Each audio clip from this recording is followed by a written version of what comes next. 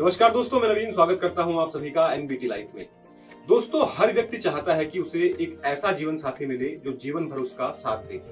लेकिन आज के समय में शादी के बाद पति पत्नी के बीच अलगाव की स्थिति भी आम बात हो गई है। कई लोग शादी होने के बाद तलाक ले लेते हैं और दूसरा विवाह कर लेते हैं। वहीं यह भी संभव है कि शादी के कुछ समय बाद ही जीवन साथी का निधन हो जाए।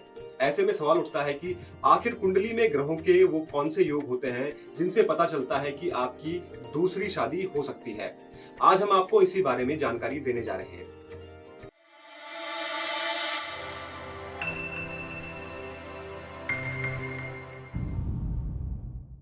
दोस्तों, ज्योतिष शास्त्र के अनुसार कुंडली के सप्तम भाव को विवाह का भाव कहा जाता है।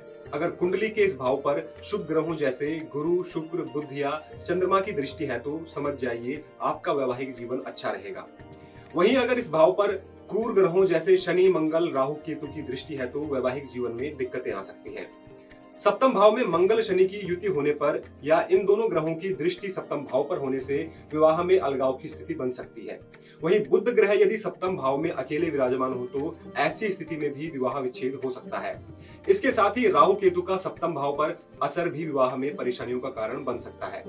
ऐसे में आइए दोस्तों, अब जान लेते हैं कि ग्रहों की वो कौन सी स्थितियां हैं जिनमें दूसरा विवाह होने की संभावना अधिक रहती है।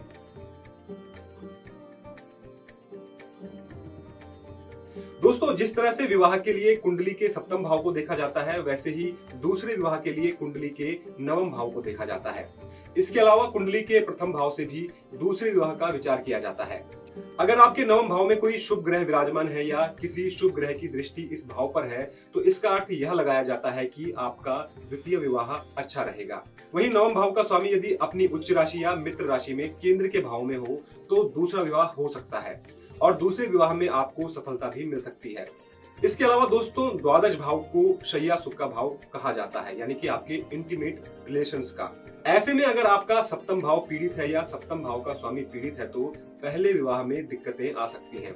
लेकिन वहीं अगर द्वादश भाव का स्वामी शुभ अवस्था में है या द्वादश भाव पीड़ित नहीं है तो दूसरे विवाह में आपको सुखद परिणाम मिल सकते हैं। तो दोस्तों, अगर आप भी दूसरे विवाह के बारे में जानना चाहते हैं तो अब आप भी अपनी कुंडली निकालें और अपनी कुंडली में देखें कि आपके नवम भाव या द्वादश भावों की जो स्वामी है या उन दोनों भावों की जो स्थिति है वो कैसी है। अगर ये दोनों भाव अच्छे हैं, इन दोनों भावों की स्थिति अच्छी है तो आपका दूसरा विवाह हो सकता है और दूसरे विवाह में आपको सकारात्मक परिणाम भी मिल सकते हैं।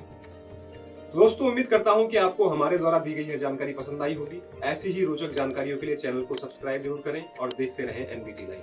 नमस्कार।